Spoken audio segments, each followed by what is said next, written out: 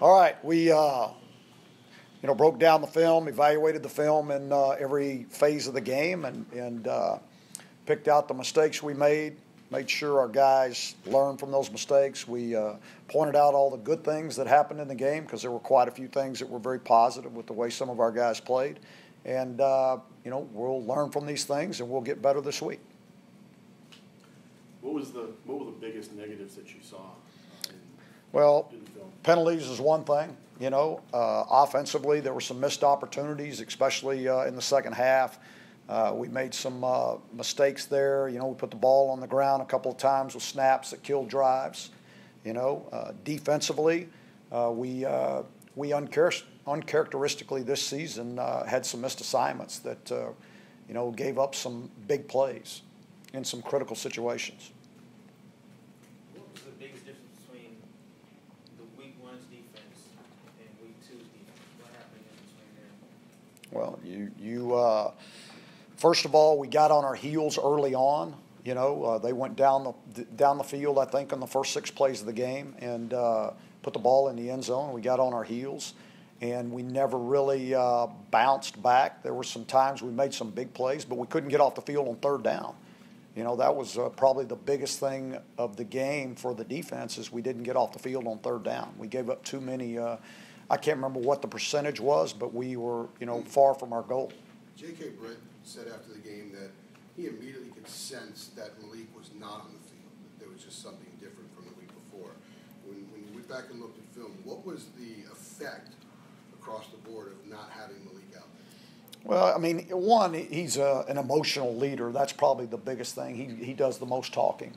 And so when in his absence, the other guys, the other leaders, J.K. and Cole, they got to be more vocal. Where Malik has been that guy that's been that. And when all of a sudden that guy's not there, somebody else has got to step up and do it. Larry, you guys scored on, I believe, 5 of your 6 first-half possessions. 4 of them were field goals. Was there any recurring theme as to why you weren't able to get the ball into the end zone and you had to kick field goal? No, we just didn't. We didn't finish the drives off. When we got down into the red zone, or the top of the red zone, a lot of that was around the 30-yard line, 28-yard line. We weren't able to consistently run the ball down there, and we needed to be, we needed to be more physical and need to be able to punch that ball in. How specifically do you turn this around, to win? Yeah, well, first of all, this is not the first bit of adversity that I've ever faced as a football coach. So you lean on the lessons that you learned from the past. Hopefully you've learned from the mistakes that you've made in the past, and you rally your team around what we need to do. And that is, basically circle the wagons, believe in each other, believe in what we're doing, and not worry about anything else, and stay focused on your job and do your job. Going into the Duke game in 2016, the program had won 18 of 22. It's gone 4-14 since. What are maybe 2 or 3 things that have been very obvious in why things have shifted so dramatically? Well, one, I haven't thought back to that specific point in the season or in the program, so it'd be hard for me to tell you that. I would say, just looking at things from where I stand, one is our execution has to be much better. I think we've got to, as coaches, continue to look for different ways to put our guys in positions so that they can be successful. You talked, I guess, before the first game about it's always been the same for you since the 80s as a coach, as far as the pressure to move on and, distance yourself from maybe a past failure. Is there anything more pressure-wise you feel right now, considering the way things have started this year?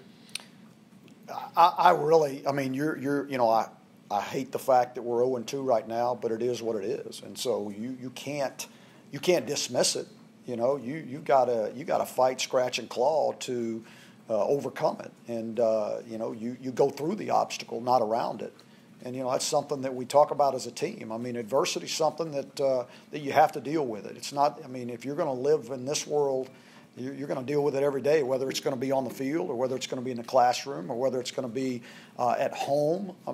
That's life, And so how we handle adversity is what is who we are and what we become. And so I expect our guys, just like they did yesterday. I mean, they came to work, came to the complex and worked their rear ends off in the weight room and then on the practice field and in the meeting room. And I expect that same attitude from them because they know what has to happen. I mean, they know what we've got to do. And then one is just stay together. What about for you personally? For me personally, I continue to learn from the mistakes that are made and, adapt as we go. And so, we'll make some tweaks and changes in what we do offensively, defensively, and on special teams. And hopefully those will be the things that we need to get it corrected. Coach, can playing with a desperate type of feeling be good or bad for this team at this point of the season? I don't know what you mean by desperate. That you're 0-2 and you want to win. But when you're going into the first game, you want to win. When you're going into the second game, you want to win. So I don't know about desperation. What happens if you start playing desperate, then you start getting frustrated. And if you start getting frustrated, then you start trying to do too much. If you start trying to do too much, you're going to have major mistakes all over the field, and you won't be successful. Larry, you got a chance to see Cade a little bit. You didn't see him much, but did you see enough of him to think that maybe his role might increase maybe this week? It could. It could. We've said the last 2 weeks that we expect Cade to play, and I'm going to continue to say that. And I think he showed that he can do some good things out there, which was promising. And so there would be no reason not to. How did Nathan look on film to you? About like he did in the game. I mean, he had some problems with his feet, which led to his problems with accuracy, and that's usually the case with a quarterback. What you have to be careful of is when you're in this position right now, you still got to play. You can't be worried about making mistakes. You rely on the fundamentals that you've been taught, the techniques that you've been taught. You rely on what you see with your eyes, with your pre-snap secondary movement, all those things, and then you take the ball where it's supposed to go. You do those things and you're comfortable in the system, you're going to be fine. If you try to start doing too much, making sure you don't make a mistake, that's when you have problems. Larry, Brian Emerson received a waiver for the game Saturday in case you needed him. Yeah. I don't think he played. No, he didn't. How does that still count as one of the games that he has to sit out? Yes, it does. Larry, how much say are you going to have as they look forward to the hurricane coming and the uncertainty? How much say are you going to have in whether the game gets played on Saturday or what the I don't know. Because everything's still up in the air right now. I know that they've been constantly meeting about the hurricane, and the main concern is for the for the safety of the fans and the safety of the people who work in the stadium and the safety of the players. And so I know the university will do what's right. I don't doubt that, and I'll go along with whatever they decide. How much does that kind of throw your preparations off, not knowing exactly what might happen? And then what do you remember about the last time you played here in a hurricane? All right. Well, first of all, one thing we try not to do is be worried about what the weather is when we're preparing for a game. Okay. Now, we obviously take into consideration what's going to happen, but we don't talk about it a lot as a team. We want our guys to be focused on what to do. We'll put a plan together, in case there's issues. But right now, we just want them to focus on getting better, And I would imagine that it's probably going to be wet all week. And so we'll get plenty of opportunities to play with a wet ball and practice with a wet ball. What do I remember about 16 is that it was, it was a lot of wind, and the wind was probably more of a problem than there was the rain, especially for us. And so we didn't react well to it, and it hurt us.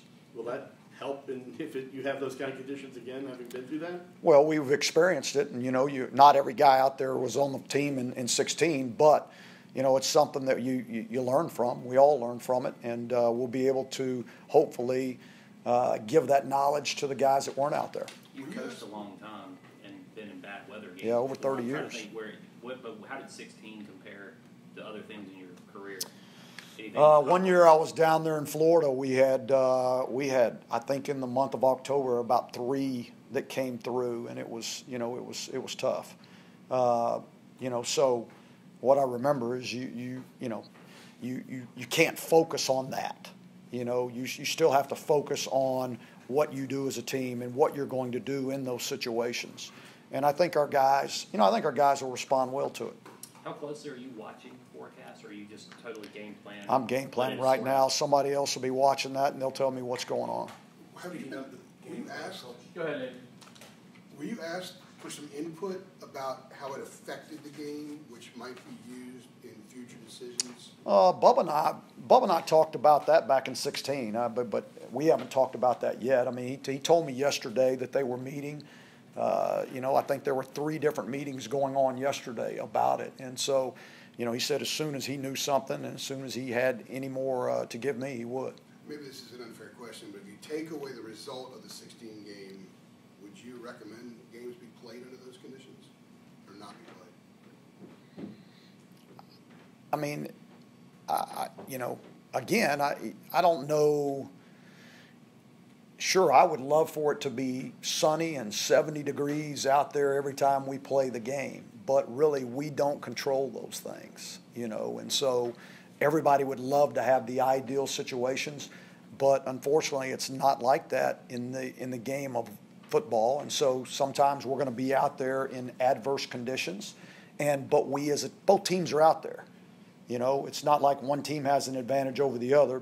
You know, both teams are out there, both teams are in it, both teams have to handle it, and usually the team that handles it better has more success.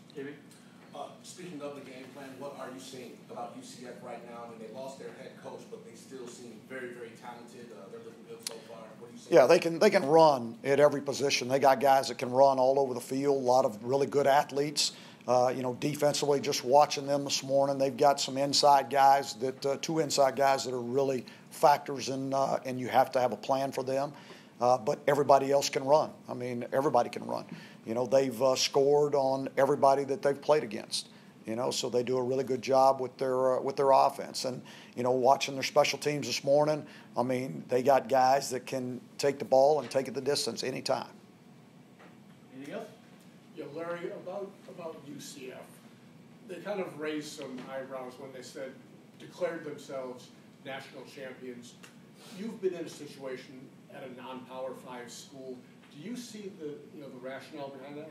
And Sure, yeah. If you went 13-0. I mean, I definitely see the rationale behind it, and I think that's good for them. I really do. I mean, they were undefeated. Why not say that? You know, and because all it did, one, was everybody in the country started talking about it, right? And so, you know, if they didn't do that, not everybody in the country would have been talking about UCF. And so, you know, we live in a world where recruiting is very important, and the more people that are talking about you, the better. And so that may have raised some young man's eyebrows in Iowa or something that, you know, he got interested in UCF. So who knows? But, yeah, I think it was good for him. If you went 13-0 at Southern Miss and beat Auburn in a bowl game, would you say, yeah, we're national champions? I don't know. I would have had to have checked with my AD and the president first before I made that declaration. All right. Thank you, folks.